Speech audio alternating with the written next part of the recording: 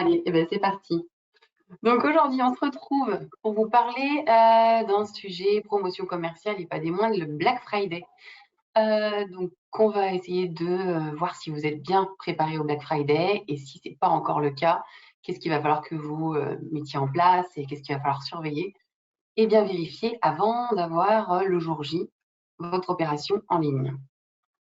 Alors, aujourd'hui, pour vous présenter ce webinaire, on va se présenter peut-être rapidement. Donc moi, pour ma part, ceux qui ne me connaissent pas, je travaille chez 410 Gone depuis un peu plus de 2 ans, bientôt 3 ans, en tant que chef de projet e-commerce Magento. Mon expérience professionnelle, j'étais une ancienne e-commerçante pour 2 groupes français, Carré Blanc, du B2C, et Coffee Web Store, pure player de vente de café en ligne côté B2B. Donc cette double expérience permet je vais pouvoir échanger avec vous sur des anecdotes que j'ai pu rencontrer côté e-commerçant et aussi les problématiques que je peux rencontrer, que je rencontre toujours aujourd'hui côté client. Voilà pour moi. Thomas ? Et pour ma part, moi, je suis lead développeur Magento chez 410 Gone depuis à peu près 6 ans. Et je suis expert Magento. Donc, Magento, c'est une solution e-commerce qui est une des plus utilisées du marché. D'un côté, je vais être conférencier et formateur. Merci Thomas. Alors, on va pouvoir commencer le webinaire par l'introduction. C'est vrai que rappeler ce qu'est le webinaire, je me suis dit que c'était un petit peu du déjà vu. Vous êtes tous au courant de ce qu'est le Black Friday, pardon.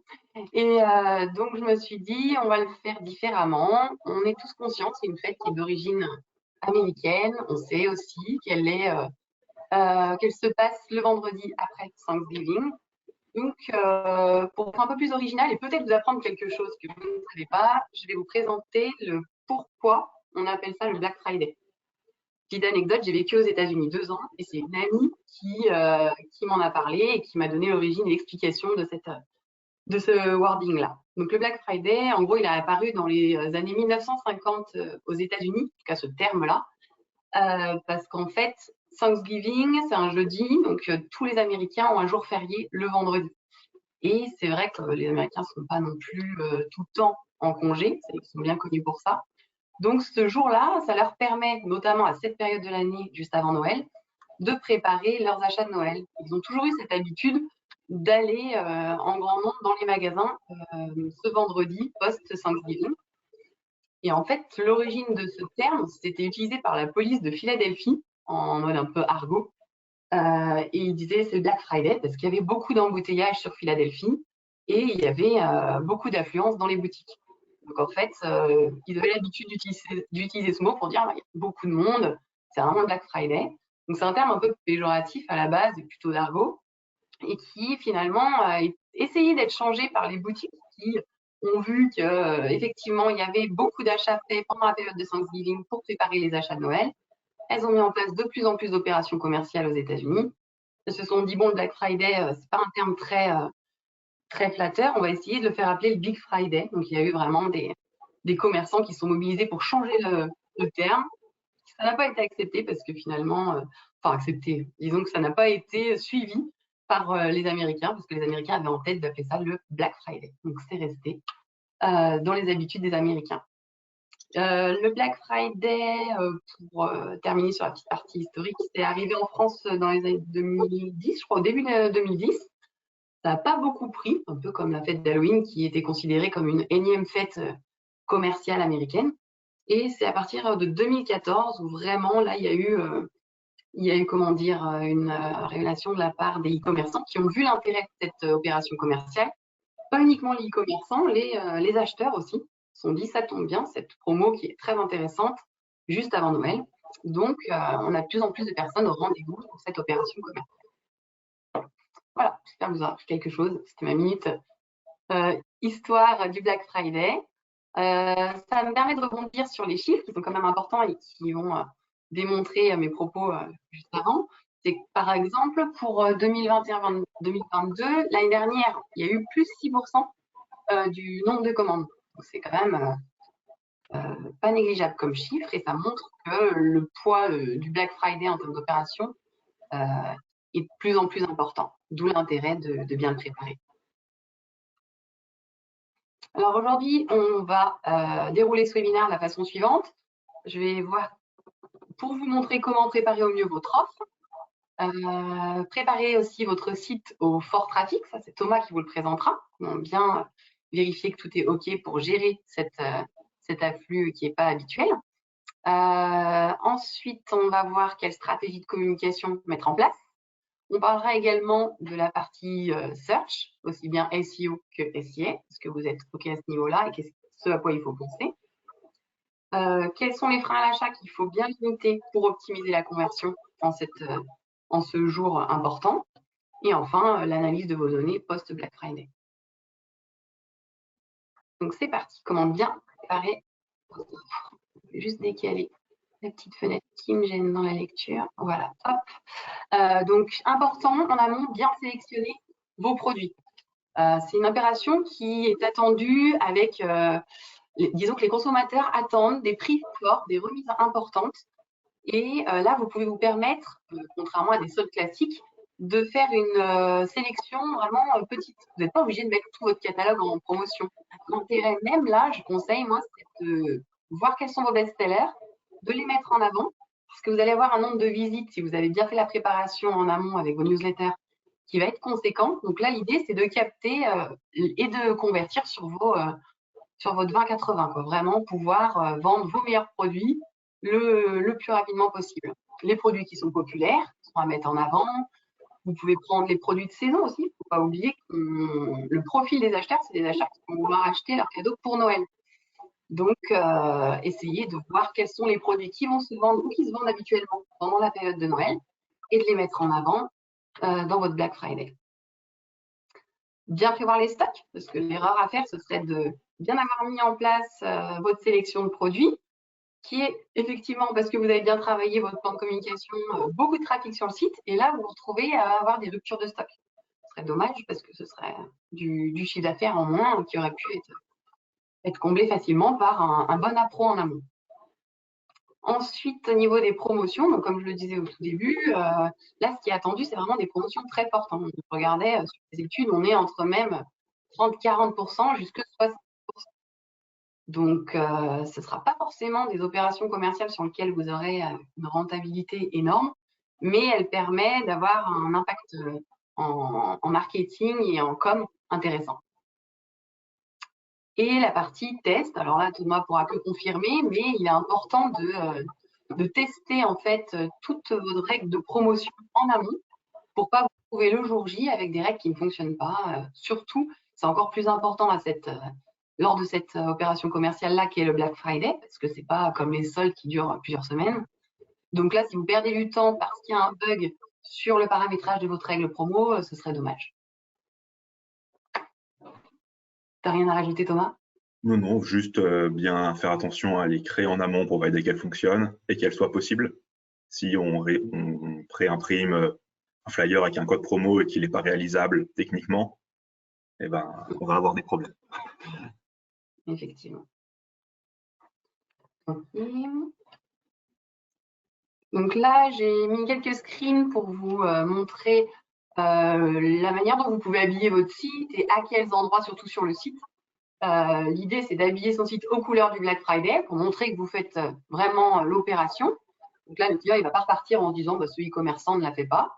Là, on est sur la home de la Redoute. On voit bien qu'il y a le rendez-vous du Black Friday qui est présent. Eux, ils ont misé sur un gros moins 60% de mise en avant sur cette bannière. Donc voilà, la bannière, elle peut être travaillée de différentes manières. On le voit juste après avec la FNAC. Eux, ils ont misé sur la mise en avant d'un produit et montrer le montant de remise qui était effectué. C'est vrai que ça peut avoir un impact intéressant, mais on l'a vu aussi juste avant. La Redoute, c'est un moins 60%, voire la sélection avec un CTA bien présent. Donc, et les couleurs du Black Friday. Un peu de noir, un peu de doré, des grosses promos. Ça, c'est pour la home page. Important de la prévoir. Vous pouvez aussi mettre en avant la catégorie sur la home. Là, en termes de page catégorie, c'est bien de remettre un bandeau avec une bannière Black Friday et de mettre dans cette catégorie tous vos produits qui seront concernés par l'opération avec des pictos. Alors, il y a le picto Black Friday qui fonctionne bien, mais vous pouvez aussi simplement mettre vos pictos promo. Tant qu'on voit que là, on est sur une catégorie où on va faire des bonnes affaires pour pouvoir mettre le client dans un état d'acheteur qui va faire de bonnes affaires. Ensuite, là, c'est ta partie Thomas, pardon, il va falloir vraiment bien préparer votre site. Donc, je te laisse prendre la main en termes de trafic. Ouais, exactement. Quand on fait un Black Friday, on va avoir un nombre de visiteurs sur le site qui est beaucoup plus nombreux que l'habituellement. Donc, il faut préparer techniquement le site pour qu'il soit capable de réceptionner ces visiteurs sans qu'il y ait de ralentissement et de problèmes à la conversion. Donc là, c'est un exemple de l'interface d'un serveur où on voit là que tous les processeurs sont à 100%. Donc, il y a dû y avoir beaucoup de visiteurs. Donc, le serveur est en surcharge, donc il va être beaucoup plus long à répondre à chaque requête. C'est vraiment quelque chose qu'il faut éviter. Donc, on va voir juste après comment est-ce qu'on peut faire ça. On peut passer à la scène. Voilà. Parfait. Voilà. Donc, pour vérifier que le site tienne et le serveur aussi, on a des choses qu'on peut faire en amont. La première partie, c'est estimer le pic de visiteurs. Si on sait que généralement sur le site, on a 1000 visiteurs par jour, ou même 100 visiteurs en parallèle, on va peut-être dire que pendant le Black Friday, on va en avoir 200 ou 300, donc presque 200% d'augmentation. Dans ce cas-là, il faut que le site soit capable de gérer cette charge supplémentaire. Et donc pour estimer le pic de visiteurs, on peut regarder les années précédentes, en regardant sur Google Analytics, par exemple, combien on a eu de visiteurs. Ensuite, une fois qu'on a un montant estimé, on va pouvoir faire un test de charge. En général, c'est une opération qui se fait en coopération avec votre hébergeur. Pour faire ça, on peut utiliser des outils comme Gmeter ou Gatling. L'idée, c'est de faire venir et de simuler un nombre de visiteurs qui viennent sur le site en parallèle pour voir à quel moment est le niveau de cassure et pour vérifier que le site va supporter la charge. Des fois, soit on a quelqu'un en interne pour réaliser ce test, soit on peut demander à l'hébergeur de le faire pour nous. Un point aussi important, c'est éviter les serveurs mutualisés. Si on estime que nous, sur notre serveur, sur notre site, on va avoir 300 visiteurs en parallèle, mais que sur le même serveur, il y a un autre e-commerçant qui, lui, va avoir 1000 visiteurs, parce qu'il fait x10 en trafic, ça va impacter nos performances. Un serveur mutualisé, c'est plusieurs personnes sur le même serveur. Il faut bien en avoir conscience. Juste après, on va voir sur la slide un exemple d'un test de performance. Donc là, c'est un test avec Gatling. Donc, on a fait venir sur le site en simulant des visiteurs et de plus en plus de visiteurs toutes les minutes. Et on voit dans les graphes au niveau de la barre bleue, dans les graphes à gauche, qu'à partir d'un certain nombre de visiteurs, on commence à avoir un temps de réponse qui augmente. On voit le graphe violet qui est juste en dessous. Au début, au niveau de la barre bleue, on commence à avoir un temps de réponse qui commence à ralentir fortement. Et après, dans le carré jaune, on a vraiment beaucoup de problèmes. Donc, tant que le nombre de visiteurs attendus, il est avant la barre bleue, on sait que le serveur va tenir. Si on commence à dépasser, on va avoir des problèmes. Si on a des problèmes, là, il faut voir pour augmenter le serveur.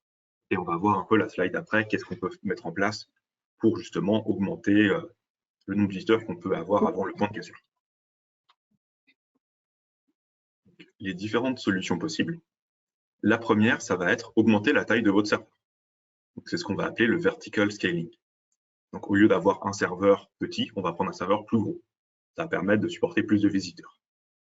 L'autre solution, c'est le horizontal scaling. Au lieu d'avoir un seul serveur, on va peut-être avoir plusieurs serveurs en parallèle pour répartir la charge. Ces deux opérations, des fois, peuvent être faites en automatique. Il y a des hébergeurs qui proposent, dès qu'on atteint un certain seuil d'utilisation des serveurs, automatiquement, on en ajoute des nouveaux ou on les fait grossir dynamiquement. C'est assez pratique. Mais c'est quelque chose à bien tester en amont, toujours. Et une autre chose qu'on peut faire, c'est essayer de réduire les pics. Si on envoie un mail à nos 100 000 utilisateurs qui vont venir, si on l'envoie par vague de 10 000, on va, au lieu d'avoir 100 000 personnes qui arrivent d'un coup, ils vont arriver plus étalés dans le temps, donc on aura un pic qui sera moins violent. Après, il faut voir si cette opération est cohérente avec le but marketing. Et je vais laisser Caroline reprendre la main. Merci Thomas. Donc, on va parler justement de stratégie marketing pour rebondir sur l'emailing. Donc, votre stratégie marketing, elle doit prendre en compte, bien sûr, l'envoi des newsletters. Le Black Friday, c'est sur une journée dans la théorie. Il y en a beaucoup qui, de plus en plus, font toute la semaine en amont du Black Friday. Mais après, ça, c'est propre à chacun. On peut rester sur le fait d'avoir cette offre qui est très courte et qui dure que sur une journée, qui est aussi intéressante en termes d'effet commercial.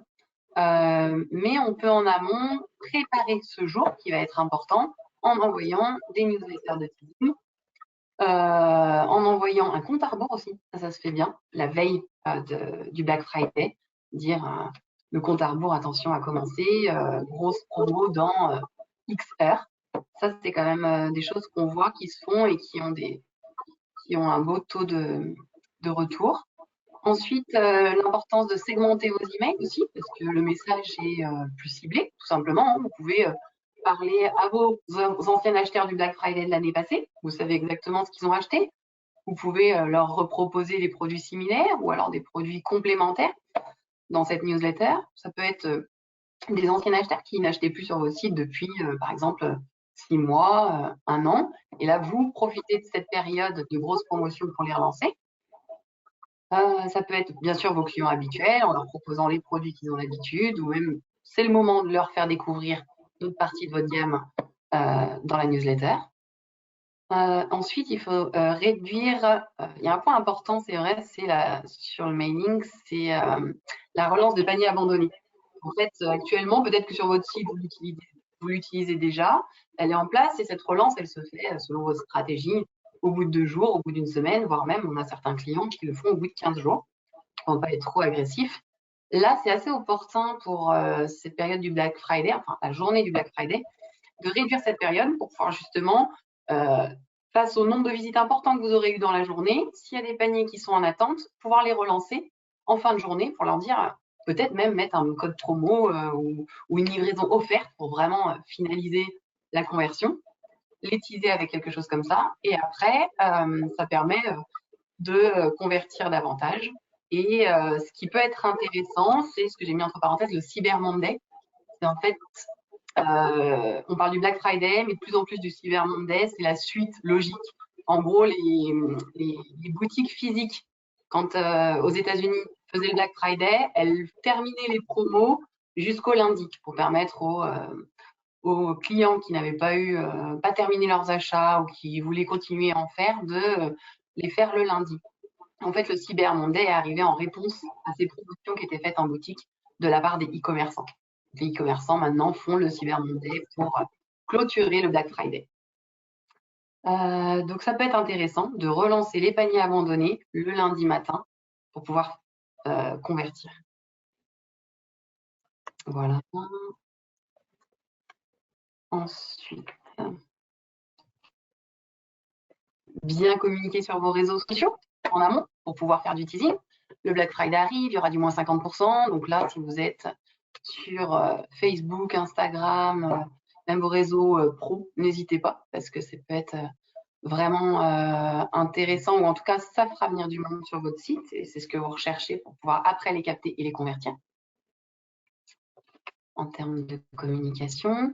Bien habiller votre site comme on l'a vu précédemment avec des bannières spécifiques Black Friday, une catégorie spécifique, la mise en avant des pictos Black Friday et aussi, pourquoi pas, si vous avez un blog, un article dédié pour promouvoir votre participation, pour montrer vos promotions. Ça permet également d'avoir un contenu SEO qui est jamais négligeable. Alors, maintenant, on passe à la partie search. Qu'est-ce qu'il faut penser à faire? Pour la partie SIA, les utilisateurs, on le sait, ils préparent le Black Friday. C'est pas, ça a été vérifié, vraiment, le Black Friday, les clients vont aller sur les sites en amont, voir ce qu'ils vont pouvoir mettre dans leur panier le jour J pour faire la meilleure affaire. Donc, comme on sait qu'ils vont venir sur les sites, qu'il y aura des visites, il faut en profiter pour préparer au mieux les listes de remarketing, pouvoir les exploiter le jour J.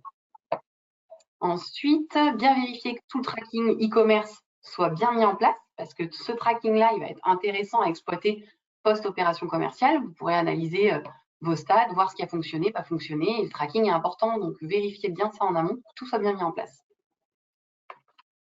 Ça, c'est sur la partie data. Et enfin, le flux produit. Donc là, c'est important de bien optimiser votre flux produit parce que si vous êtes présent sur d'autres plateformes, ça permet d'avoir les bonnes informations sur les promotions pour cette data. Tu veux rajouter quelque chose, Thomas? Non, non, c'est bon. C'était tout bon. Ensuite, ce qu'il faut faire, là, les ajustements en temps réel, ce qui peut être intéressant côté SIA, c'est de surveiller et ajuster vos campagnes en temps réel. Donc là, vous n'allez pas le faire sur toutes vos opérations commerciales, mais pour le Black Friday, ça s'y prête vraiment parce que c'est sur une journée. Donc là, il y a quelqu'un qui manuellement peut regarder et ajuster, voir si effectivement cette annonce est pertinente ou pas, si elle prend, comment l'adapter ou la supprimer si elle ne prend pas du tout, qu'elle devient trop chère. Parce qu'effectivement, ça me permet de rebondir sur mon deuxième point, qui fait que le Black Friday, c'est une grosse opération commerciale. Tout le monde l'a fait, ou en tout cas beaucoup d'e-commerçants y participent. Donc, la concurrence est très rude pendant cette période et ça fait un CPC qui est assez cher. Donc, à vous de voir si l'investissement en vaut la peine pour cette période-là, parce qu'il va falloir forcément dépenser plus que les autres pour être visible. Voilà pour le SIA. Sur la partie SEO, Thomas? Ouais. Pour le SEO, l'idéal, c'est d'avoir une URL qu'on va pouvoir réutiliser tous les ans. Donc, au lieu de faire une URL pour Black Friday tous les ans, qui va être Black Friday 2023-2024, en avoir une seule qui va être Black Friday. Comme ça, elle va garder sa puissance d'année en année et va pouvoir être plus pertinente. En plus, si vous avez préparé en amont, vous avez des articles de blog avec des liens vers cette page spécifique, on va garder ce qui a été fait les années précédentes d'année en année. On peut même aller plus loin. Au lieu d'avoir une page qui s'appelle Black Friday.html, on pourrait avoir une page qui est promotion qu'on va réutiliser aux différents moments de l'année. Quand c'est l'époque du Black Friday, là, on va mettre les Black Friday dans la page promotion. Pour Noël, on va mettre les soldes de Noël. Pour les soldes, on va réutiliser. Et elle va vraiment vivre au fur et à mesure de l'année. Et c'est vraiment la même page avec le même lien. Et c'est plus important de garder cette page plutôt que d'en créer une à chaque type de promotion? Exactement. Ok. T'as terminé? J'ai terminé pour cette page. Okay. Merci. Une partie importante, mais qui est finalement commune pour tout type d'opération commerciale et globalement sur votre site internet, c'est réduire les freins à l'achat. On a quand même rajouté cette partie parce qu'elle est d'autant plus importante pour le Black Friday qui est sur une période très courte.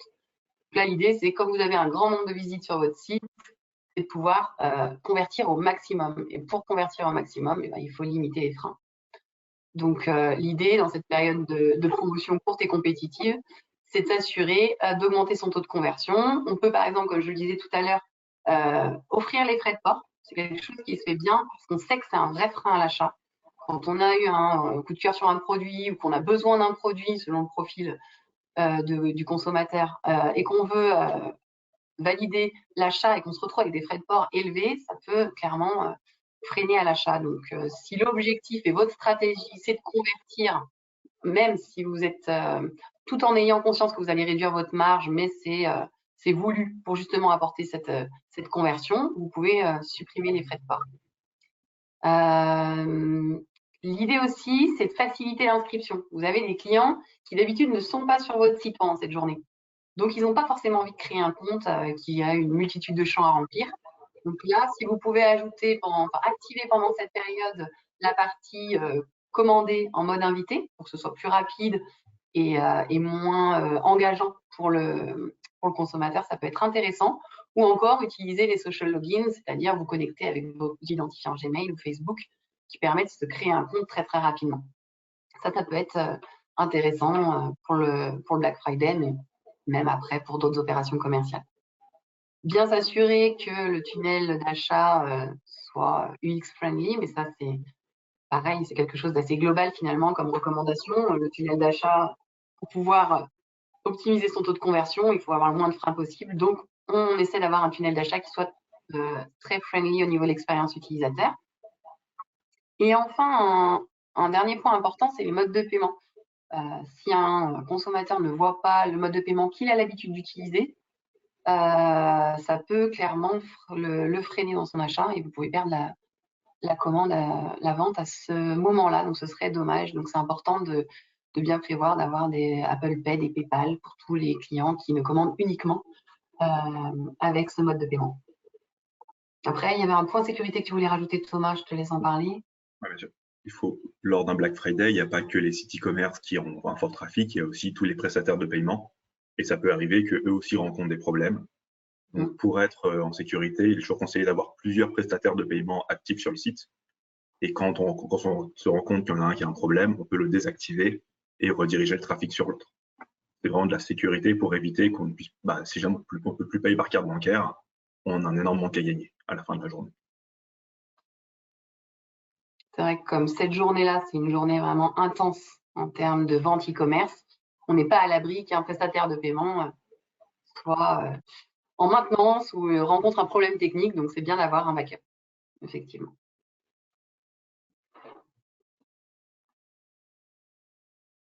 Une fois votre opération Black Friday bien préparée, bien testée, où vous avez bien communiqué autour pour faire votre stratégie de com et faire venir un maximum de clients sur votre site, que l'opération commerciale a eu lieu, il y a toute la partie analyse. Donc c'est vrai que c'est important de pouvoir savoir, après le Black Friday, quel a été le meilleur canal d'acquisition pour voir l'année prochaine si on fait la même chose ou si on ajuste les données. Quel a été le taux de conversion? Est-ce qu'il a été bon? Et est-ce que c'était dû aux choses qu'on a mis en place en amont, comme celle que je viens d'évoquer? Est-ce qu'il y a eu un couac au niveau du taux de conversion? Il n'est pas aussi bon. Et qu'est-ce qui a pu engendrer ce manque de conversion? Bien l'analyser grâce au tracking e-commerce qu'on aura mis en place. Le nombre de visites, vérifier si effectivement le Black Friday a généré plus de visites. C'est le cas pour un grand nombre de sites. Donc, voir si vous avez réussi grâce à vos campagnes d'emailing, de teasing et les comptes à rebours à faire venir plus de visites. Comme ça vous permettra aussi d'avoir cette information et de l'exploiter l'année prochaine dans votre préparation d'opération. Et enfin, toute la partie produit. Donc là, c'est important de savoir qu'est-ce qui s'est bien vendu, qu'est-ce qui ne s'est pas bien vendu, analyser et voir si l'année prochaine, vous partez sur les mêmes types de produits ou si vous changez. Ou même, j'irais dans l'analyse des produits encore plus loin. Moi, j'avais l'habitude d'analyser la saisie dans les moteurs de recherche. Parce que si les clients sont venus sur votre site ce jour-là et ont tapé un produit, ça voulait dire qu'ils le recherchaient pour le Black Friday, à voir s'il n'y en a pas un qui sort du lot que vous auriez oublié de mettre dans votre offre et qui peut être intéressante à mettre l'année prochaine. Voilà. Une chose qui peut être faite aussi à ce moment-là, c'est si on a mis en place des tests AB sur le site pendant le Black Friday, on peut voir quels sont les visuels qui ont le mieux fonctionné et répéter les années suivantes. Donc, on parle précédemment, mais les tests AB peuvent être facilement mis en place comme on a plus de visiteurs, donc c'est beaucoup plus pertinent. Oui, c'est vrai. Ouais. Ok. Ensuite, et bien voilà, on a fait le tour. Je ne sais pas si vous avez des questions. Eh ben, pour le moment, on a 2 questions dans le chat d'Alexandra. Alors la première, Caroline, va être pour toi. Combien de temps en avance faut-il pour lancer la stratégie? Ah oui, c'est une bonne question dans le sens où elle peut être différente selon la stratégie que vous avez mis en place. Pour les entreprises qui ont décidé de faire la semaine complète de promotion avant le Black Friday, il faudra vous y prendre. Moi, je conseille toujours de s'y prendre au moins 15 jours, voire 3 semaines en avance. Ceux qui peuvent, même un mois, c'est l'idéal, parce qu'il y a quand même l'approvisionnement à gérer, toute la partie création, maquette, bannière, prévoir ces campagnes emailing, bien les réfléchir avec les bons objets de mail. On va pas parler en détail, mais le contenu du mail est hyper important parce qu'il y a beaucoup de personnes qui vont recevoir beaucoup de mails qui vont être envoyés ce jour-là sur chaque boîte mail des clients potentiels. Donc, c'est important de se différencier avec une accroche un petit peu différente. Donc, plus on s'y prend à l'avance, mieux on sera préparé, j'ai envie de dire. Pas vraiment de timing idéal. Tant qu'on teste bien en amont, ça dépend vraiment des équipes et comment vous êtes staffé. Mais en fonction de si vous êtes tout seul à tout gérer, il faudra un certain temps.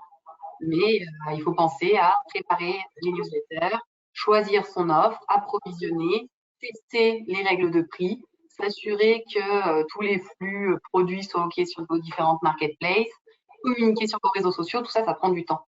Donc, le plus tôt c'est prévu en amont, le mieux c'est. Merci pour la réponse. Et on a une autre question, c'est que faut-il faire quand le site tombe parce qu'on a plus de visiteurs que prévu? Donc, dans le cas où il y a un pic et le site ne répond plus, première chose, c'est contacter les développeurs en interne si vous en avez, pour qu'ils regardent le problème. Et le second, c'est contacter votre hébergeur. En général, ils sont disponibles ces jours-là vraiment en urgence. Et on peut voir avec eux pour augmenter la taille du serveur, bloquer des visiteurs si besoin, mettre une page de maintenance pour un court moment ou une queue pour accéder au site, un peu comme on a pour les ventes de billets.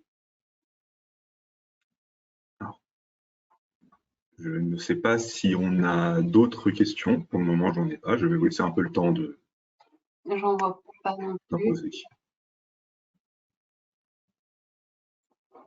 Bon, après, de toute façon, ce qui est important, ce qu'on disait, c'est de se préparer, bien vérifier que tout soit OK. S'il y a un petit point dont on avait parlé avant ce webinaire avec Thomas, et c'est vrai que c'est important de le prendre en compte si jamais vous êtes présent sur les marketplaces, c'est le fait en fait de préparer vos promotions commerciales avec une règle de prix catalogue plus qu'une règle de prix panier, parce que tout ce qui est promo au niveau des marketplaces ne sera pas géré. Donc le flux produit que vous enverrez avec la promotion qui aura été mis en place sur le catalogue sera effective pour les marketplaces et autres endroits où vous allez vendre vos produits en dehors de votre site.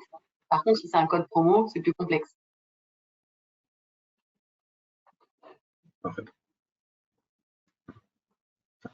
On n'a pas de nouvelles questions pour le moment.